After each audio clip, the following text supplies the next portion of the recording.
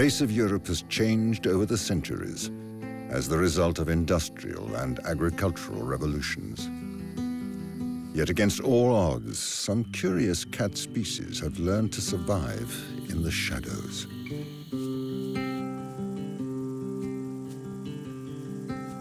Even venturing into the heart of our towns.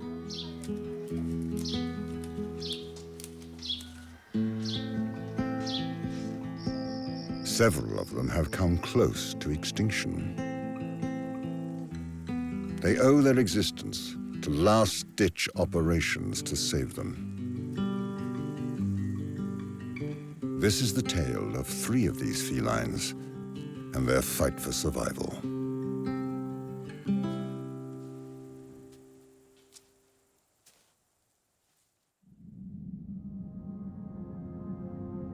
In the east of France, there is a mysterious local legend.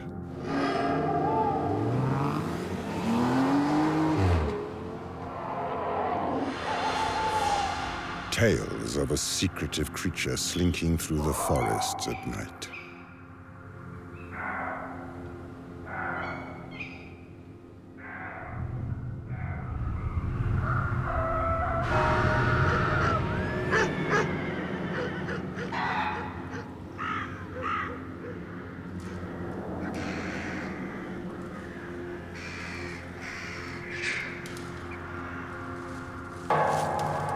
Able to see in the dark and move like the wind.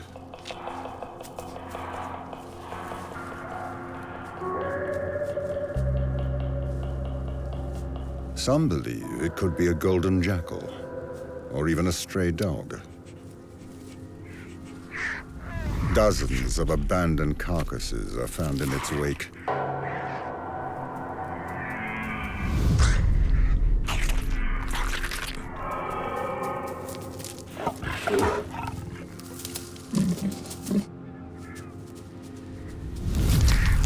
Strangely intact.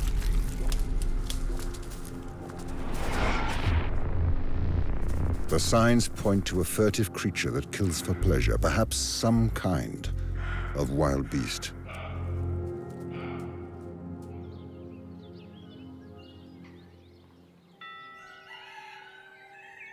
When dawn breaks, peace returns to the countryside. Only the purring of man-made machinery disturbs the silence.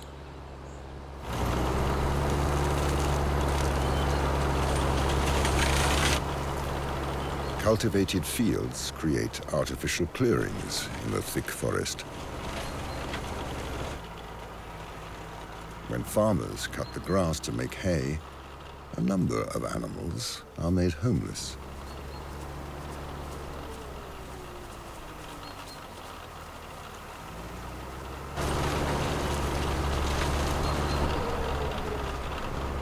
This radical change suits one curious creature that lives in the heart of the forest.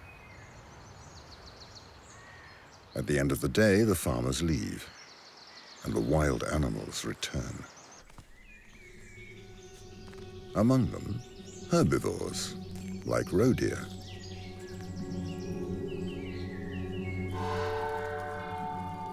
Hidden in the forest, the creature waits patiently for its arch rival, the fox, to leave. These clearings attract animals that come down from the mountains, such as chamois.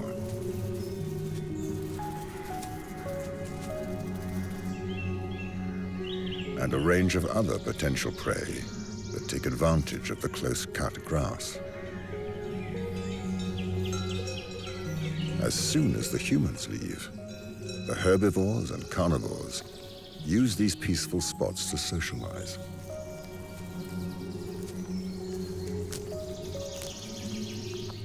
Common foxes scout and seek, but only at nightfall will they have an advantage over their prey.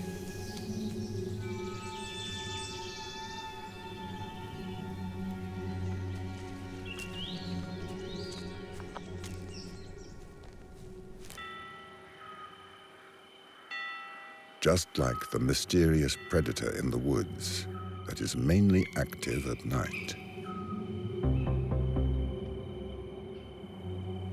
It has panoramic eyesight that can see over 200 degrees, but it is colorblind and short-sighted. It is unable to see the color red and has trouble seeing beyond 20 feet, unlike humans who can see clearly between 100 and 200 feet.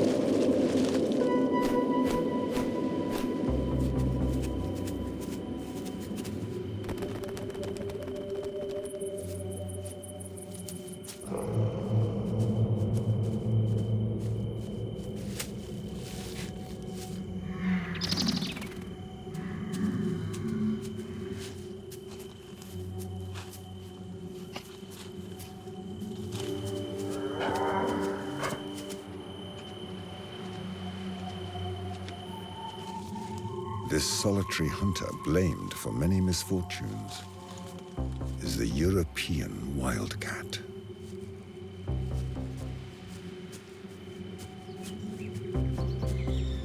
These large cats measure up to 3 feet long and weigh as much as 18 pounds.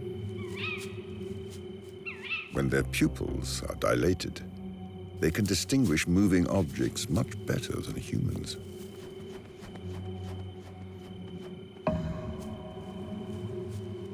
Wildcats look much like domestic tabby cats, but their coats have a long black line along the back, stripes on their bushy tails, and often a white bib. Until the 20th century, these cats were persecuted throughout Europe. Nowadays, they take refuge in the forests, which provide at least a third of their habitat. Sometimes they hunt on the plains, but out in the open, they are in competition with other predators. In particular, their main rivals, foxes. Willing scavengers, foxes see well at night due to their vertical pupils, much like those of crocodiles or snakes. This is an unusual trait amongst dogs, but common in felines.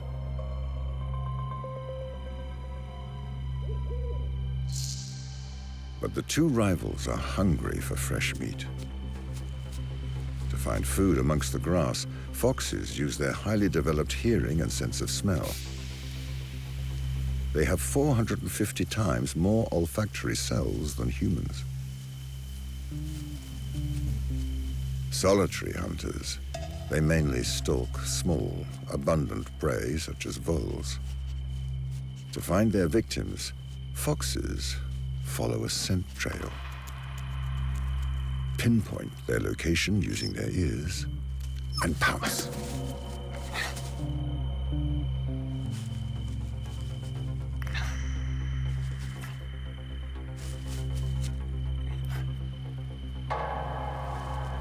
Foxes are even able to sense the Earth's magnetic field using a ring of shadow in their eyes that darkens when they are aligned with magnetic north. When the shadow and the sound of the prey align, it's time to pounce.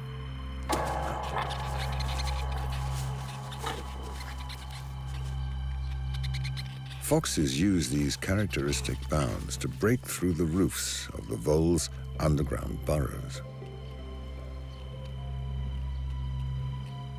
This hunting technique is highly efficient and is imitated by wildcats, but with much less success. Lighter than foxes, they struggle to break through the burrows.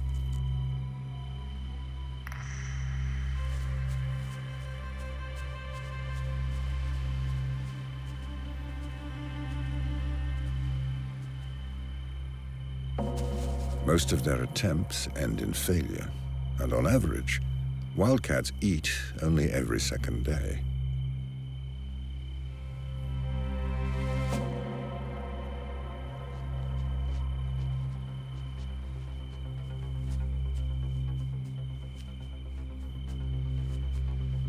Hunting trips are often cut short. Like vampires, they fear the presence of humans and daylight.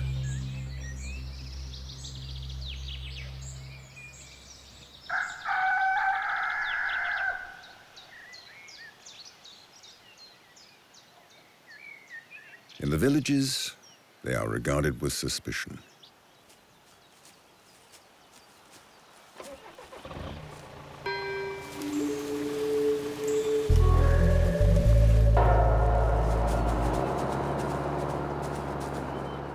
So, wildcats have learned to make themselves invisible and take refuge in the forest.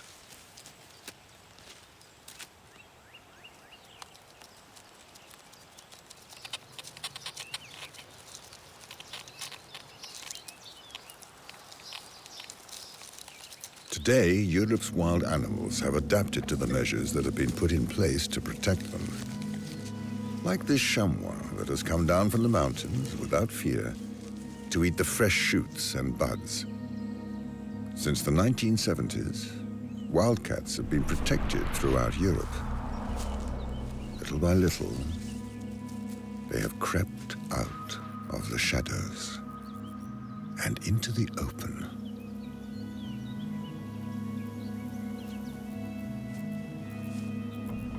But under the midday sun, hunting is more complicated when voles are active and when tipsy chamois cause a commotion. Sugar from the fresh buds has fermented in their stomach.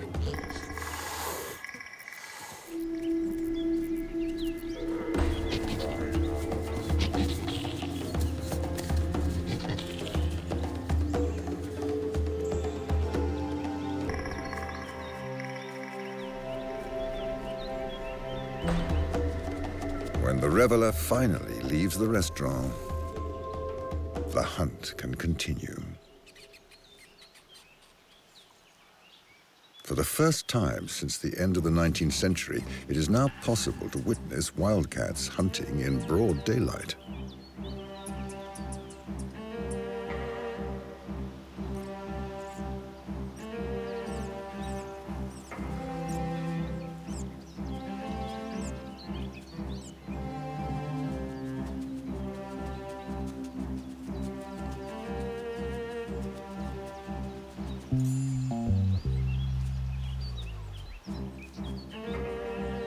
Just like foxes, wildcats keep in check the small rodents that invade fields of wheat. Anything caught is eaten, bones and all.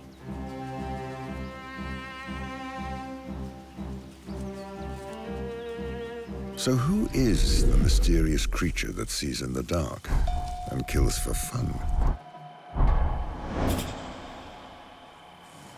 For more than a century, we have heard its purring presence.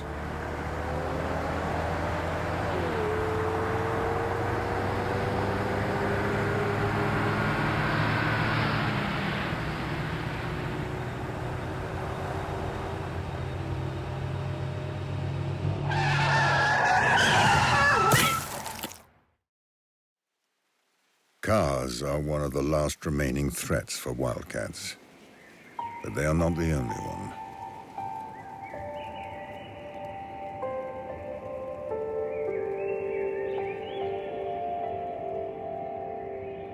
Like a detective at a crime scene, biologist Sébastien Devian examines the carcasses of cats that have been run over.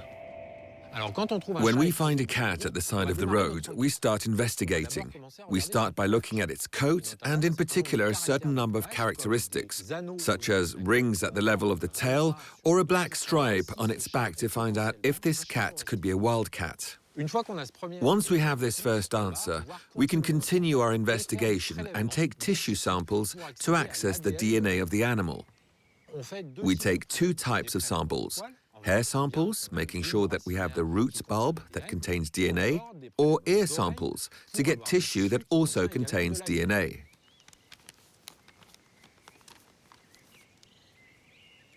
The DNA of the animal is its identity card. It is this DNA that will give us the information that tells us if it's a wild cat, a domestic cat, or a hybrid resulting from the reproduction between a wild cat and a domestic cat.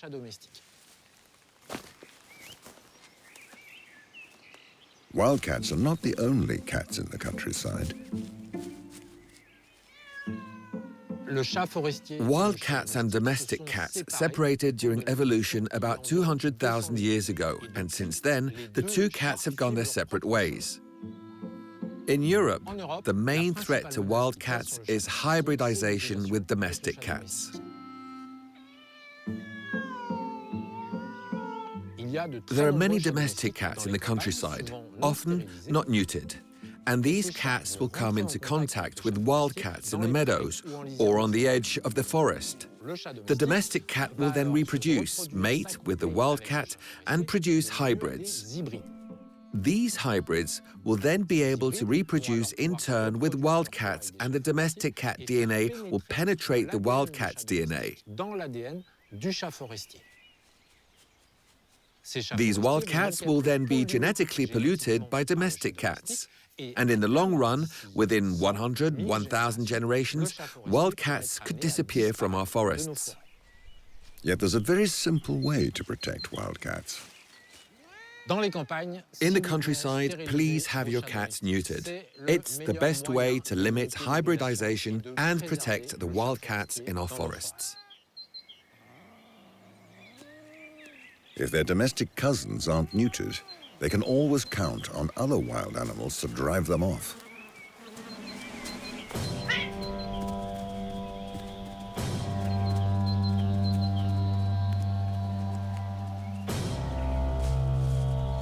Throughout Europe, habitat fragmentation and changes in the landscape have threatened the survival of many felines.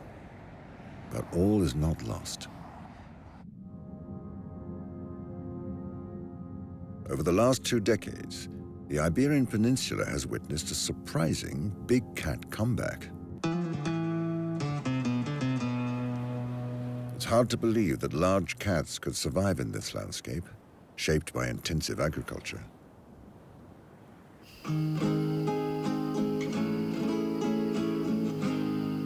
This arid land is one of the hottest and sunniest areas in Europe. The key to surviving here is being able to find water. To provide for crops and animals, farmers dig deep underground. And in so doing, hold the destiny of one wild animal in their hands.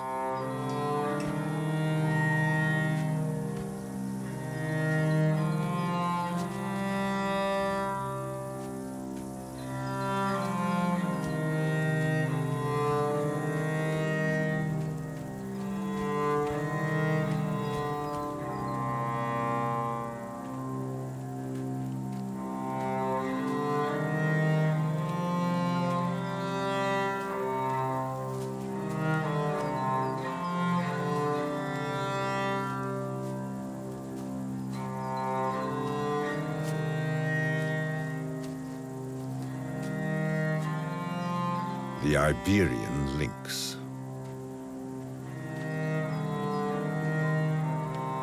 A majestic feline with an uncertain future.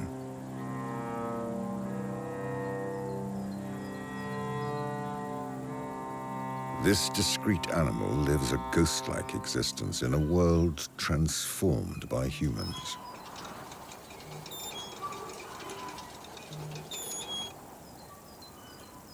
Odrina is a 5-year-old female. Like most Iberian lynxes, she was named by Spanish biologists who recognize her thanks to characteristic markings on her fur. In the middle of summer, daily temperatures often rise above 40 degrees Celsius. The fields are dry, and crops have been cut short.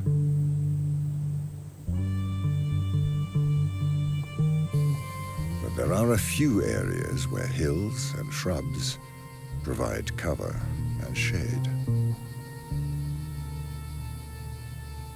One of them is the Sierra Morena, a mountain range that extends over 450 kilometers in the south of Spain. This is where we find Odrina, on land that is no longer cultivated, where it rarely rains during the summer.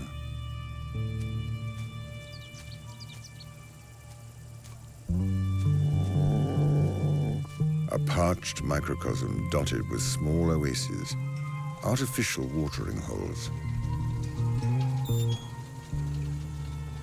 Originally intended for cattle, this source of water attracts many wild animals from the surrounding countryside.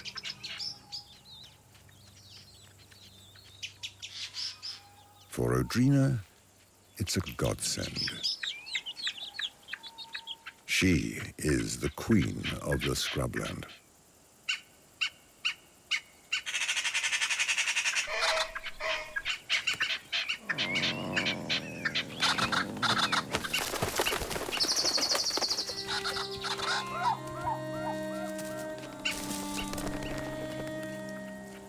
All year long, this spot provides a source of birds and water.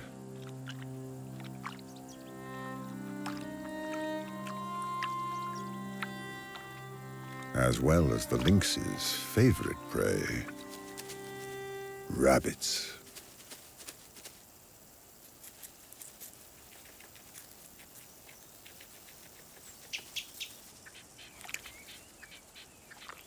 European rabbits have made a dramatic comeback after being decimated by myxomatosis. An opportunity not to be missed.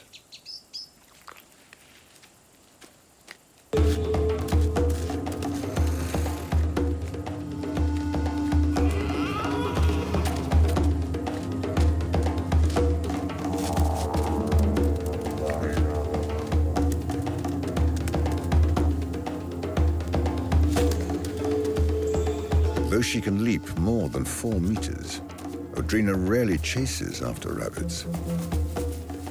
She tracks them quietly, using smell and sound.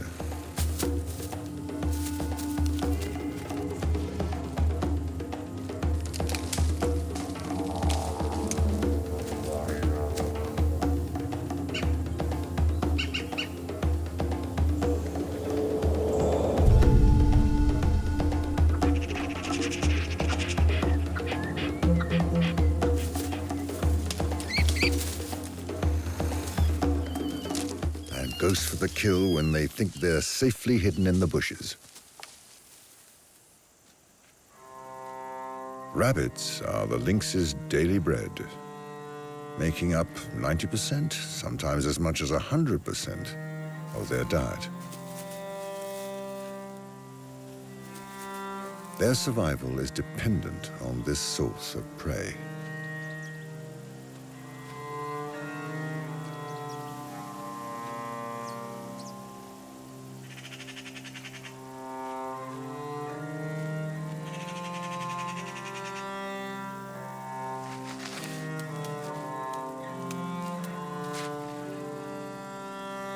Odrina has found a territory where there are plenty of rabbits and settles there.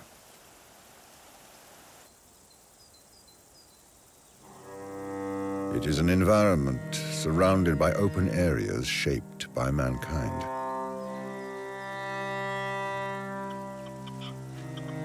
Faced with other competitors, she marks the invisible borders of her territory by spraying urine.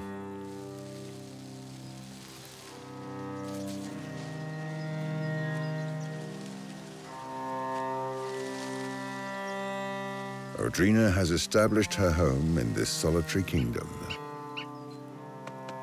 But for how long?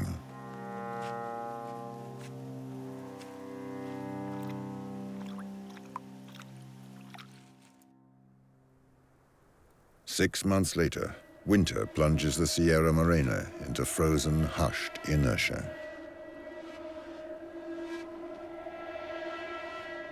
Thick, icy fog covers the area, silencing the birds. This is the moment chosen by another creature to make its appearance.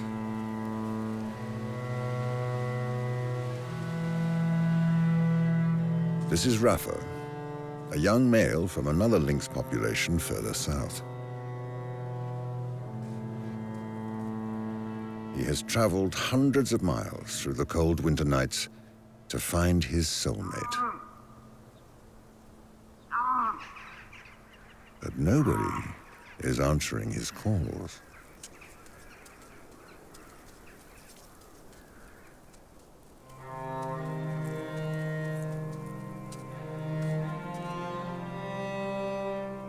The place seems deserted.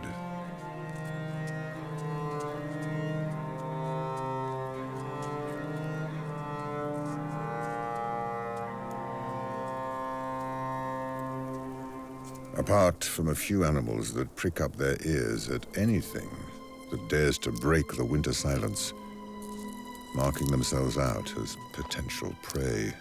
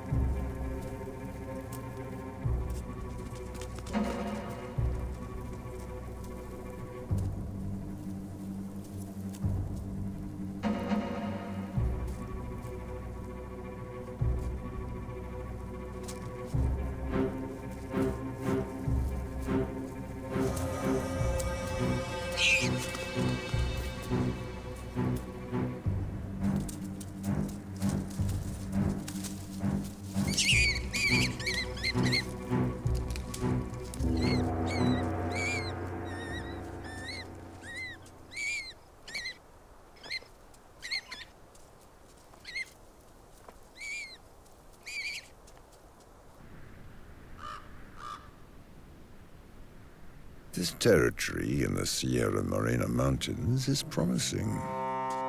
It ought to be adopted and protected. In other words, marked.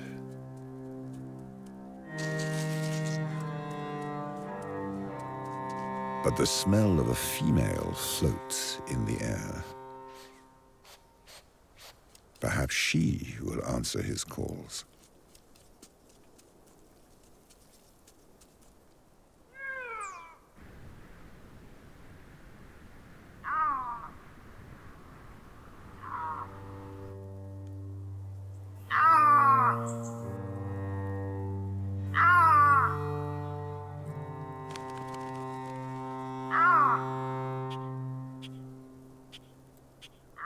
Audrina is no longer alone.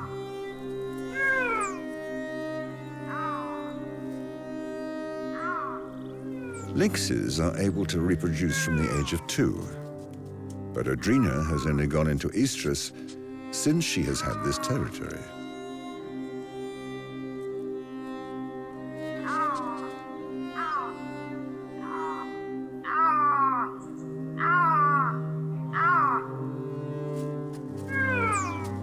Female lynxes also call to let males know they are in heat and that they are open to invites.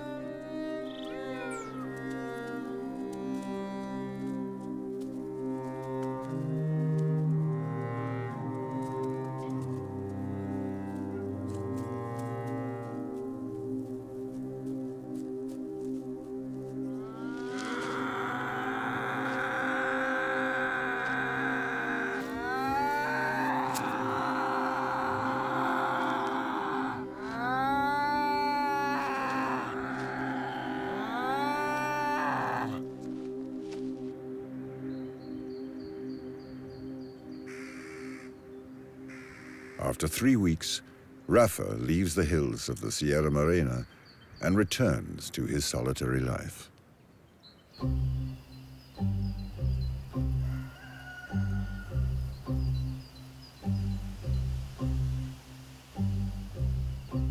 When summer arrives, Odrina must learn to share her territory with the next generation.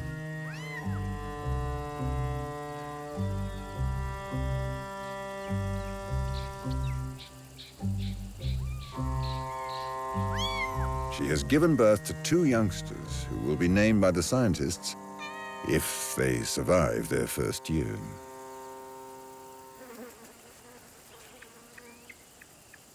Born in the wild, these kittens are a symbol of the extraordinary return of Iberian lynxes, a species that was on the verge of extinction at the beginning of the century.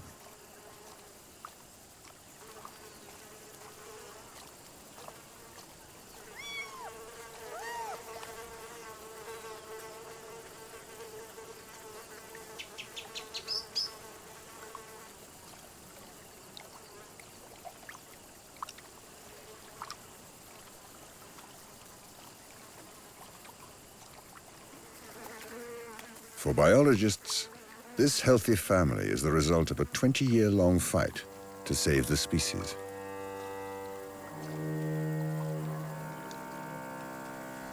For the youngsters, the future remains uncertain, including the near future. They have only a year to learn the rudiments of life as a lynx, like learning to hunt rabbits.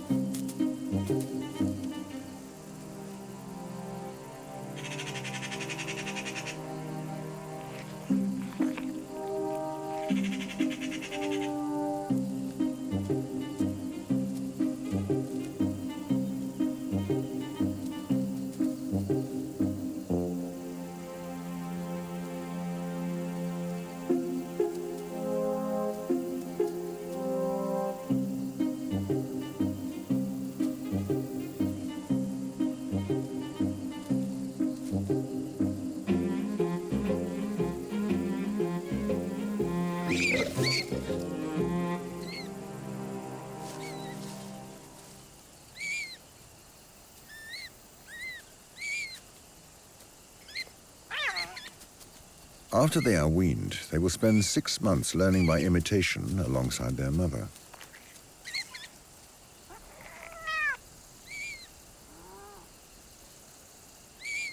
On average, only half the young survive their first 12 months. But despite their discretion, numerous biologists monitor their development. Each female that reaches maturity will reinforce the genetic heritage of this population.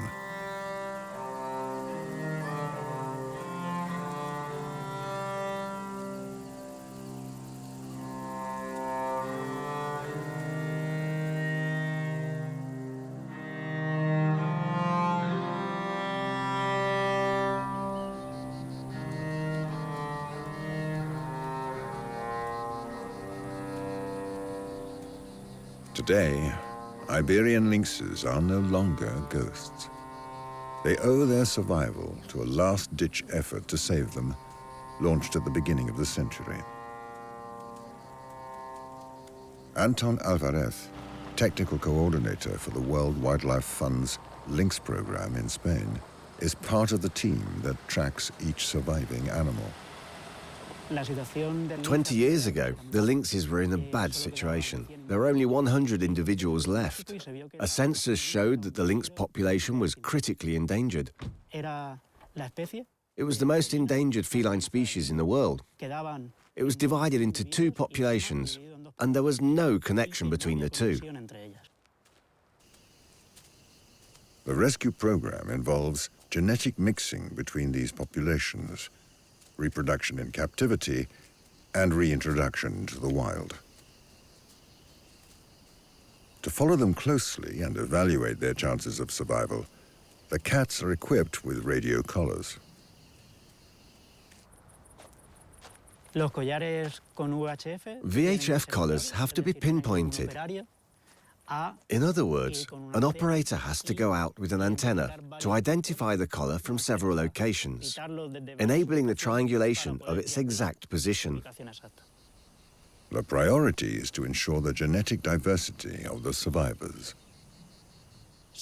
We know what genes are found in certain populations and those found in captivity. So we're releasing the lynxes that are most needed in those places. Doing this, we are trying to increase genetic diversity as much as possible. The fight against inbreeding is paramount because the species is subject to so many other dangers, including getting run over, poisoning, and poaching. Despite this, the results are encouraging. In 2022, there were more than 1,200 individuals, 12 times more than 20 years ago. The future of the Iberian lynx looks promising, but we mustn't forget that we have to keep working on it. We need to reduce the main threats, and until we have at least 750 breeding females in the Iberian Peninsula, we will not have a favorable conservation status. The return of these cats brings a ray of hope to all wildlife rehabilitation initiatives. It is possible to reverse the decline of a species. Iberian lynxes are now colonizing new territories, thanks to dynamic protection measures and abundant rabbits.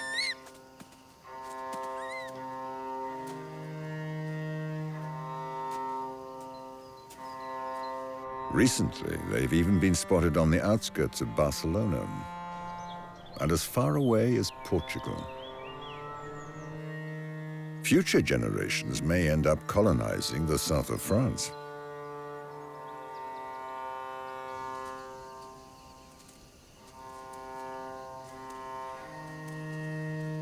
Iberian lynxes will always be a source of conflict.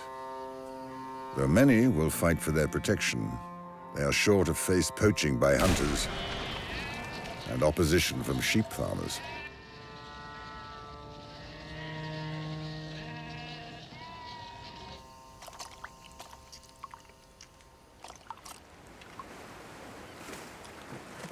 Humans have a love-hate relationship with cats, a relationship that has recently been put to the test by an extraordinary geological event on the borders of Europe.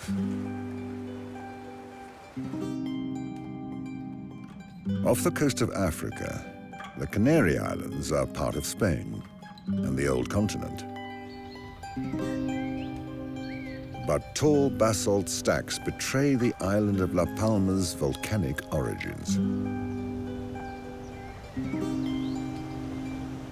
Europeans colonized the fertile valleys and introduced a new species in order to control rodents, domestic cats.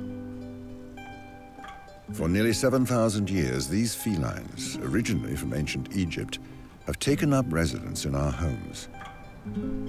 Today, 500 million of them populate our planet.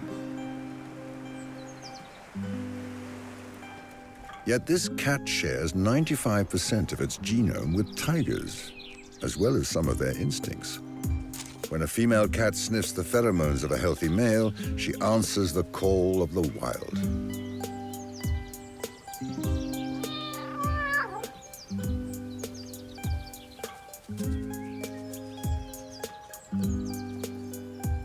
Our journey takes us to a town made of volcanic rock, coated with whitewash and bright blue paint.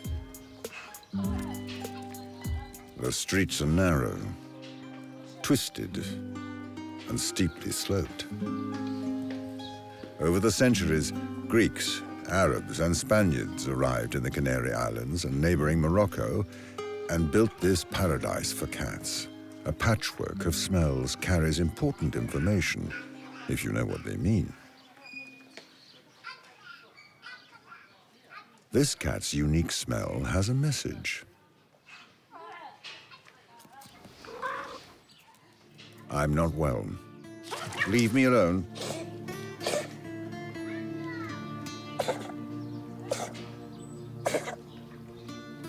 Message received.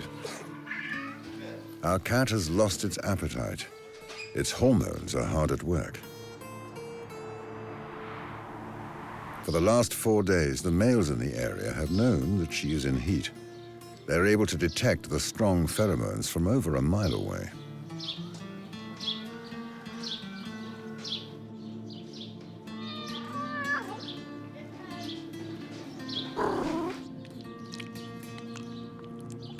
Cats smell these odors using a gland in the top of their mouths called the Jacobson's organ. This new message is as strong as it is intoxicating.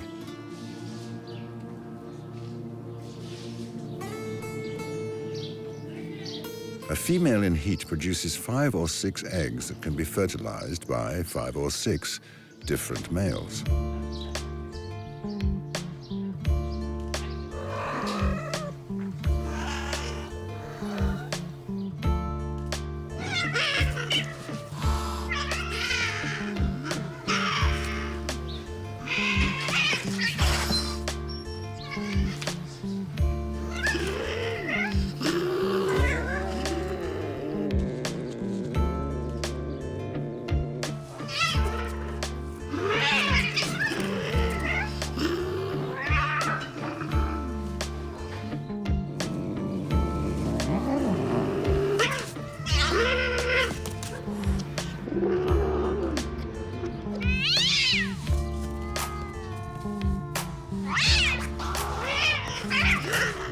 Despite their domestication, the cats in La Palma retain their wild side.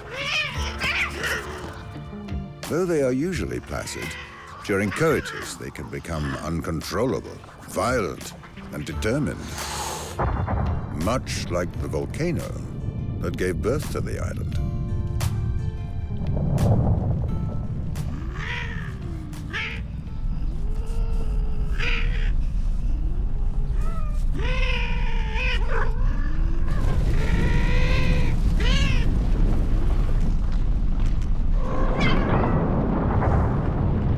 In 2021, after lying dormant for half a century, the Cumbre Vieja, or Old Summit volcano, began erupting.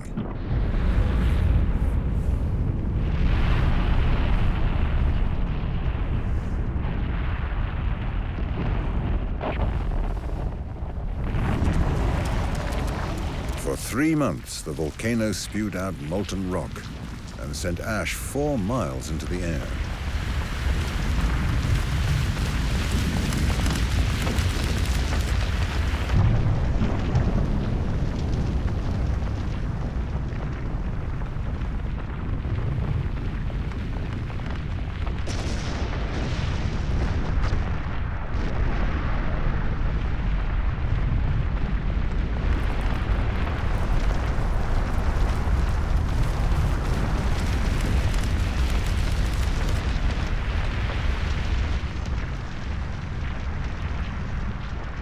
Lava spilled out from Cumbre Vieja at speeds of up to 2,000 feet per hour.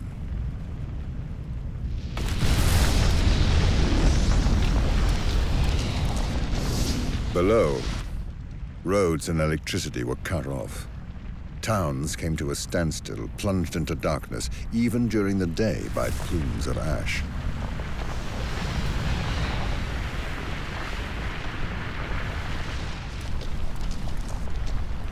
Lava poured out unimpeded, piling up to 20 feet deep in some places.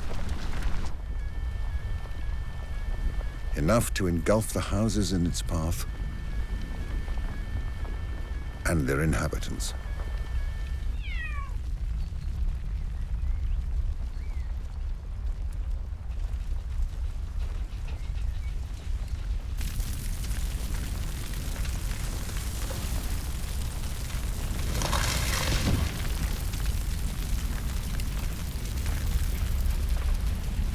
Houses were cut off like islands in a sea of lava, so owners could not return to save their cats, who remained alone to face the Earth's wrath. It was the longest volcanic eruption in living memory in La Palma. For more than 3 months, the volcano buried the island under a cloud of ash and toxic gas. The island's topography changed dramatically.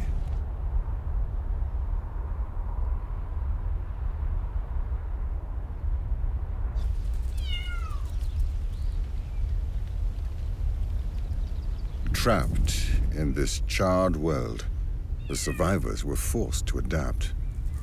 The pads of their paws suffered in the abrasive, hot ashes. Their whiskers, used to detect vibrations in the air, shriveled up in the intense heat.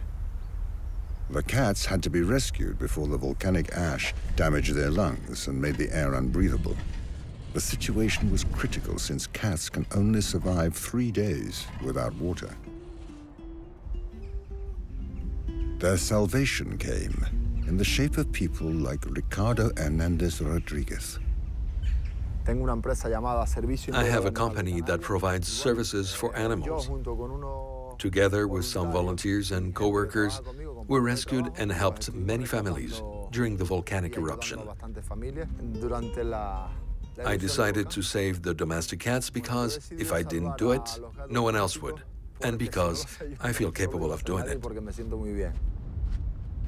With or without authorization and taking major risks, the volunteers headed into the exclusion zone, braving toxic gases and ash.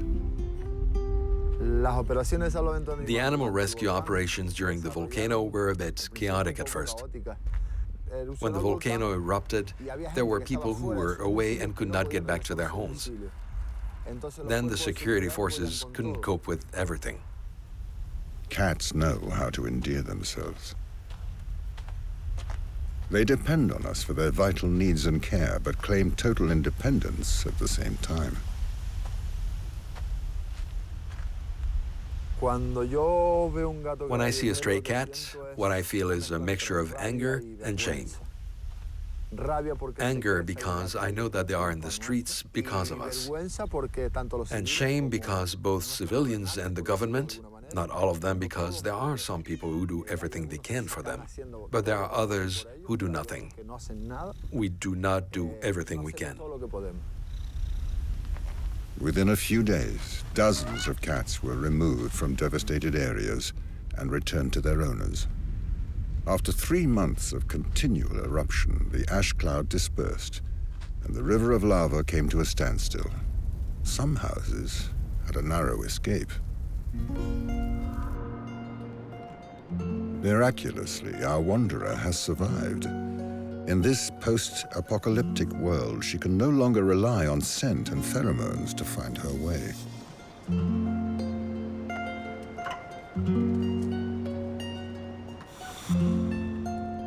Fortunately, like most cats, she can use visual clues to retrace her steps from a distance of about 10 miles.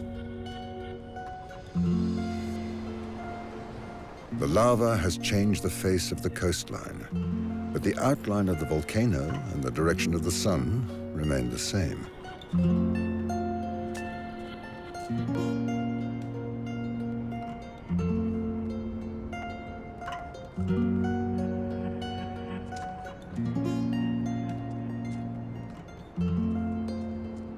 Her home has been spared by the lava's tentacles.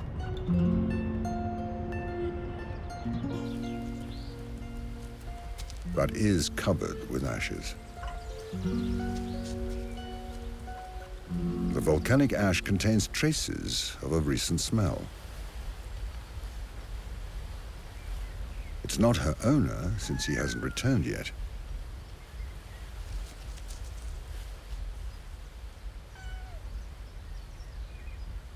But that of another cat she knows well. Her brother. Throughout their lives, cats remember their brothers and sisters, as well as their mother and owners. They use a range of clues stored in their memories to identify them.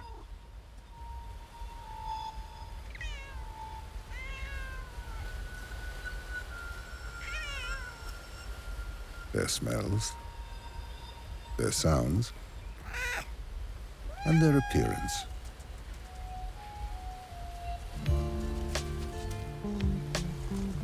Though they often live solitary lives, cats retain a sense of family. Their ability to identify and discern familiar figures and opportunities has allowed them to become domesticated.